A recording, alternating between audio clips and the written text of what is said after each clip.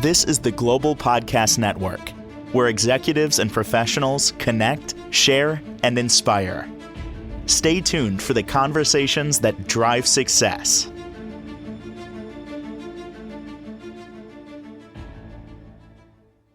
We've all been through a lot of things in our lives, and this statement is going to pilot the next 25 or so minutes. It can be transformational for you. You could have an epiphany from this, but it's even hard to process this. It's almost hard to even say it, but our greatest gifts come from our deepest wounds. The things that hurt the most, challenge us the most, is some of the best things that could ever happen to you. How's that even possible? We're going to talk with somebody who is a transformational speaker, Reiki therapist, pastoral counselor, intuitive guide, interfaith minister, and so much more. She helps people explore their lives, transform them, heal them, learn so much from her ever since we started these conversations. She is Chris Clearday, and she's back with us on the program. How are you doing today? Doing great. How are you? I'm well. And what I just said before, what we're going to talk about today, I've heard quite a few times in the past. Yeah. As our professional of the year, I take that and I throw it to you to better understand that. Do I believe it? I'm going to say yes with a little bit of hesitation, but I believe it. Have I seen it in action? To some extent, but I'm going to be honest with you, Chris. I'm not fully drinking that Kool-Aid. Having a couple of sips of that, but not haven't emptied the cup yet. So right. Please embark on this journey today. Okay, well, Steve, I think you're living it. So I think that you are drinking that Kool-Aid every day because you are the embodiment of taking your greatest challenges and turning them into your greatest strengths. And so we'll just back up. So this is the 14th episode. And in the last episode, which was 2 weeks ago, we talked about well, we were focusing on how our childhood wounding has woven a thread of suffering throughout our lives. Yep. Call that our primary addiction to suffering. And that becomes the tapestry of our lives. But also woven in there is our primary drive to overcome, which really it comes out of our victim narrative, which of course is a false narrative.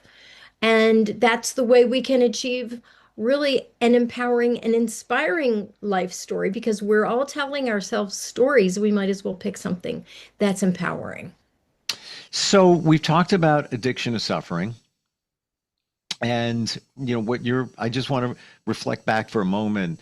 The childhood wounds that we did suffer pilot us today. What are we talking about? And we've talked about this a lot, scientifically proven. It's the stuff that we dealt with 0 to 7, birth to 7, even before. Yeah. That is in our subconscious, and that is piloting us in our adult lives. And I'm careful about the way I say this, wreaking havoc with us. It's holding us back. It's truly challenging us. It's I don't want to say causing, but creating us to make bad choices in life, maybe with relationships. So all of that, that's all there. Why would we ever be addicted to suffering? I know we talked about that, but just to reset this, why? Well, there's comfort in suffering because it's familiar. And so the way I would describe this is that each person has their own unique primary way of connecting in to the comfort, then the illusion of comfort that they felt when they were children. And so each of us has anchored into an uncomfortable state when we were children that becomes familiar. And we seek that comfort because of dysfunctional nostalgia. It's still nostalgic. It's the kind that doesn't feel good. Just because it's familiar, it could be horrible, but it's familiar. So we go back to it in whatever way that we go back to it. And that could be picking the wrong relationship. embarking on the wrong habits, all of that, just Right. because of that familiarity, which seems safe. Is that kind of what we're talking about here? Yeah. Yeah. I mean, that's why we might end up having friends and significant others that are mirroring the traumatic patterns that we grew up with, like Mm, subconsciously or unconsciously choosing these things because they can perpetuate our suffering in a place that we have learned to tolerate. We have tolerated the suffering. mm, mm. We've even gotten very used to it. Well, like we say, everything we do in life is a habit. Pretty much everything is a habit. We've created that habit of of suffering, if you will, Mhm. for the reasons that we identified. All Right. right. So we've been through a lot of garbage, a lot of crap. It's, hasn't been fun. It's been real rough in our lives. We've all been through stuff in our lives. It's a gift, is it not? It's a gift. I mean, in the greatest sense, I would say that our deepest tragedies can become our greatest gifts. Mm, And I think we're compelled, like we have to be better, not bitter. We have to make the best out of everything that happens. And there are terrible things happening all the time. A lot of suffering in the world, real genuine suffering. And a lot of it we don't have control over.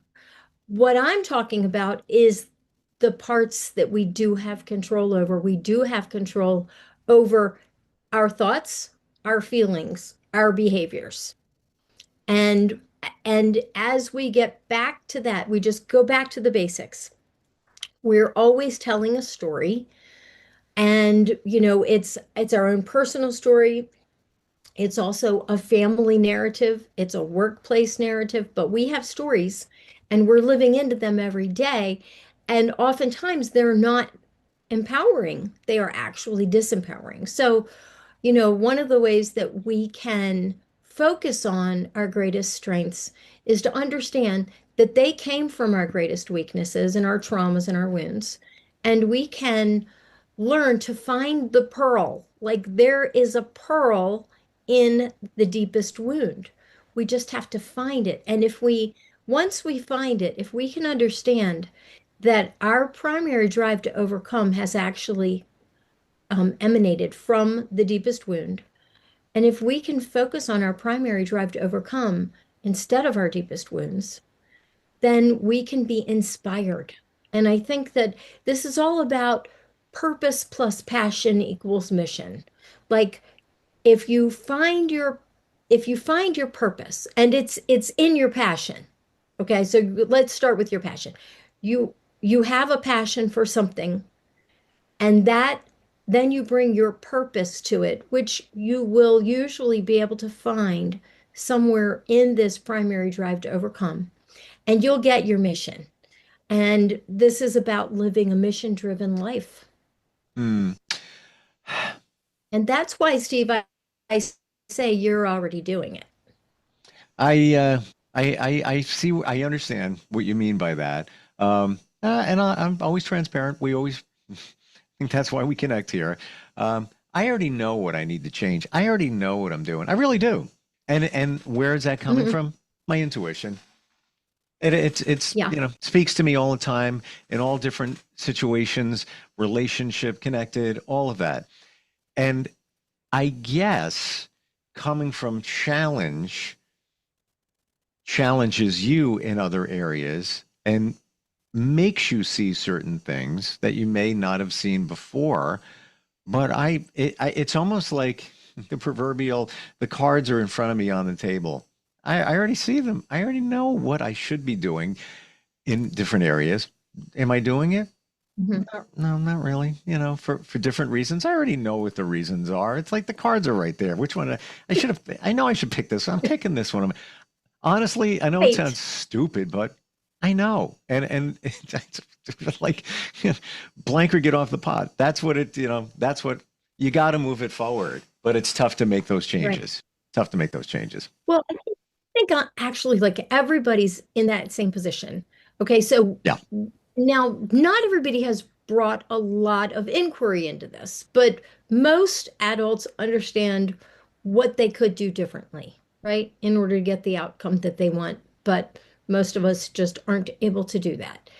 So we're all in the same position. However, there's two possible paths. There's the one that you would take if you weren't very aware of your situation. And then there's the one that you will take when you become aware of your situation. So two different paths are possible. The only difference is that one person is having destructive thoughts, which are leading to destructive feelings Mm, and behaviors. And the other person is having constructive thoughts, feelings, and behaviors. mm, So your thoughts matter because they lead to your feelings, and the combination of the thoughts and feelings lead to your behaviors, and those lead to your physical imbalances, or at least involve your physical imbalances. So, these are powerful enough to result in making a difference in your life, like your thoughts, feelings, behaviors. They can tear down or they can build up, and they can tear down families, workplaces, or countries, or they can build them up. And so I think that we need to really keep in mind that our primary drive to overcome could run the show if we let it. mm. What's the starting point in the realization to making this change? I think understanding this little mechanism of the primary addiction to suffering, what the primary wounds were, how it changed you, and then what benefit came out of that. Like, what's your particular unique way of contributing to the world? Like, from my primary addiction to suffering, which would be feeling unimportant, unloved, misunderstood, unsupported, like the world of those things, came a determination to be understood. It came directly from my greatest wound. And the determination to be understood is one of the things that drives me. But what drives me more, my primary drive to overcome, is to be a contribution. And so that has enabled my determination, really enabled that drive to come forward, because it's all about making a difference. Well, you want other people to realize this because you did. Yeah, it was life-changing for me when I realized that I realized that we're all addicted to suffering and that I was included in that. And I was set free by understanding how I personally was so committed to suffering in the past. Mm. And that I think that being set free from that would make a difference for every person in the world. Do you feel that all of this ultimately comes back, all of this, to love? Yes. I think that we have to connect into, our own and embrace our own self-esteem and our love for ourselves. And then I'm going to use the G word, God, however you define God. Some people would define God as a spirit, an entity, the love in the universe, divine light. I don't care what you call it, but there is a place where we are all held, and that is held in love. And there is a way to tap back into that because we're never alone. We may feel alone. We may actually be alone in a room, but we're not alone. And having something bigger than us to comfort us is always available. And that is a loving place. And I believe that when we had the spark of life in our mother's womb, when all of our unique gifts and special ways of being were bestowed upon us, that was a place of love. And that's the goal, is to get back to that. So as we went through life, it continuously changed us. We acquired traumas that changed us. They literally changed who we are. And so, but I believe that we can de-traumatize and get back to who we're meant to be by really understanding that our greatest strengths came from our deepest wounds. Um, I don't know if I shared this with you, and I can't even remember where I heard it. Forgive me if it was from you, but doesn't matter because it's stuck in my head. Everything is about fear here. Everything that we're talking about essentially comes down to fear, right down to making change, right? Yes. Um, I heard that when we're born, there's only two fears: loud noises and the fear of falling. Uh-huh. The rest of them, we learn.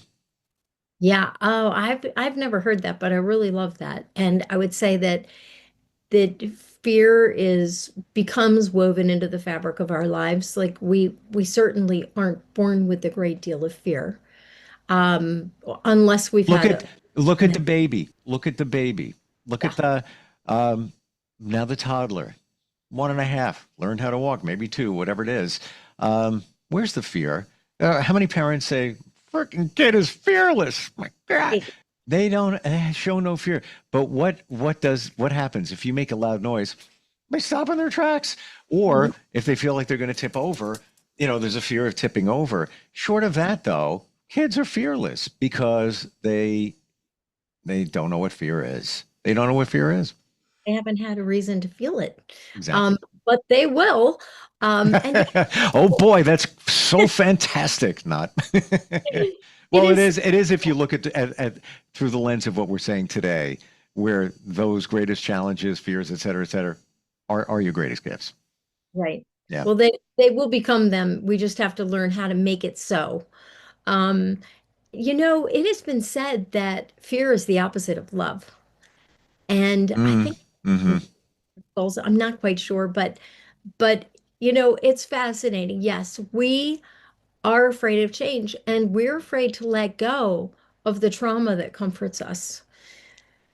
I mean, I'll give you an example. Okay. People are so much more willing to hold on to their trauma than animals. Okay, so in my private practice, which is as a counselor and Reiki therapist, I treat people and I treat animals. Now, obviously, I can't counsel the animals and I'm not an animal communicator, but all I can tell you is that it can take several sessions to help a person let go of their trauma, but an animal shows up and they're literally like belly up, like, yes, please take my trauma from me. But people like to hold on to it because it can be comforting. It at least has the illusion of being comforting because it's so familiar. And so the real pearl of wisdom to come out of this is that, it's your job to make lemonade out of the lemons that you were given. And just to keep making lemonade your whole life long.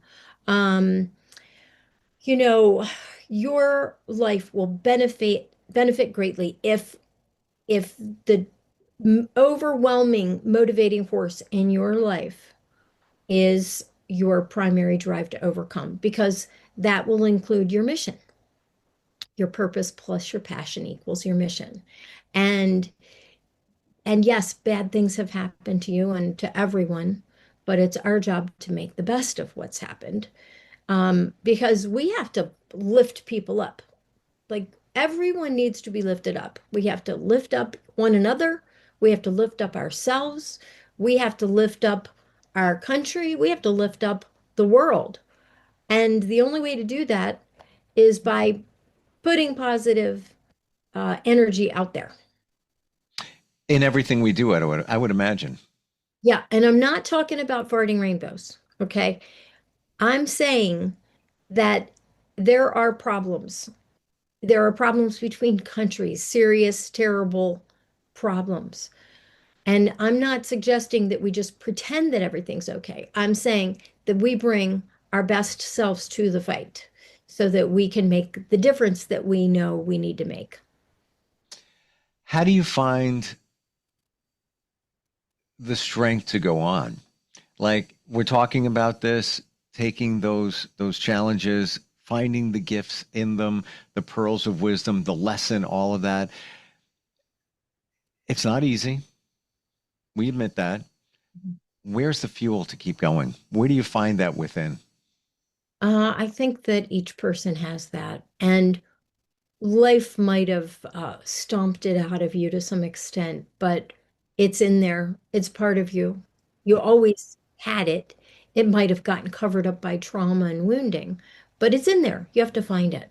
And I think a good way to find it is to stay on the course of identifying what the wounds are, what the strengths were that came out of those wounds, and look for your mission in there. Look for your purpose, look for your passion. And I have a few that I wrote down that I thought just might be helpful as a general overall framework. So we're talking about the primary drive to overcome. And of course, it's a drive, which means it's a force, okay? It's a motivation. Um, and I believe that it's comes with each soul. It's like a gift from your higher power. So we have to get to it. But think about what yours might be. I mean, some out of some people, their drive is to be Mm, committed to being a good person. Other people are committed specifically to being of service. Other people are committed to making a difference in the world by helping those in need. Some people are committed to being a good parent, child, sibling, friend, partner, coworker, boss, neighbor, in their close circles. Other people are committed to larger circles. Some people are committed by advocating for those who don't have a voice. Some are fostering community and fostering understanding and connection in the world. For me, I'm focusing on being a contribution. Um, and and some people are committed to just distilling and providing truth. Some people are committed to sharing beauty and creating beauty, like the artists in the world. And then there's the chefs in the world who are making us those delicious meals. Some people are committed to just fostering personal breakthroughs and insights, which is great. Some people, like the engineers of the world, are designing workable solutions. Then there's teachers, there are coaches, there are uh, there are first responders that are saving lives. There's people that are growing our food. There are people that are helping people heal. There are mediators between parties or countries. There are caregivers. Like mm, whatever you're doing, if you can find the mission underneath. Like let's take a lawyer. Let's take a lawyer who's working in a private practice who might normally be committed to just making the most money they can make and not necessarily being the best person they can be. If they were to shift to really look at their greatest wounds, the strength that came out of that, and focus on what could their purpose be. I mean, nobody's passion is to make money. That's not a true passion. That probably came out of a wound. Maybe you didn't want to be poor the way you grew up, or maybe you just couldn't get enough. But, greed is not a primary drive to overcome. yeah. Yeah. Well, the we're out of time here, but Okay. the attorney that you mentioned there, those people, I believe karma will come back. Like if you're just there to make money and ruin lives, I think everybody's held accountable. Final question, short answer. Out of these wounds, where the good comes, that's what we're talking about here. The greatest gifts. Is that ultimately where your purpose is revealed? I think so. You I you've think, been you've led that in what you've said so far, and I just wanted to really hear it. yeah, I think that it just helps us all to have a better understanding of ourselves, to introspect and really identify what's your particular primary drive to overcome. It's a determination to be X, Y, Z. And I think if you can distill that, then you can be more powerful in using it. I mean, the people who are listening, They're already interested in transformation. They may already be doing this. The thing is, a lot of us are doing this unconsciously. I'm just suggesting we bring the consciousness to it. 100%. And you just did that for me. I just had an epiphany a second to go. I'm not going to get into it. We're out of time, but it's based on wound deep, Yeah. and a gift that came from it, but also connected to purpose. Going to leave it at that, but it just came clear for me. Whoa. Well, Wow. So I'm very honest about stuff like that, about everything. But yeah, now I see things a lot clearer based on what you said. And it just clicked in my head about 45 seconds ago. This is what you do. How do we connect with you? What's the best way? check out my website, chrisclearday.com. And the video podcast is available on YouTube, on the Global Podcast Network channel, and on my own channel. And yeah, give a call, send a text, and third choice is email me. All good. And if you want to heal, you want to move life forward, you want to do the quote unquote work to get to where you should be, because there's a place where I think we've identified where we should be, whether it's in your purpose, whatever it is. Look at the different videos that are up there. I know that you create things in sequence as a journey, and it's all good. Thank you so much for today. Really appreciate it. Thank you, Steve. Good stuff. All right, we're coming right back. Hang on. This is the Global Podcast Network, where executives and professionals connect, share, and inspire. Stay tuned for the conversations that drive success.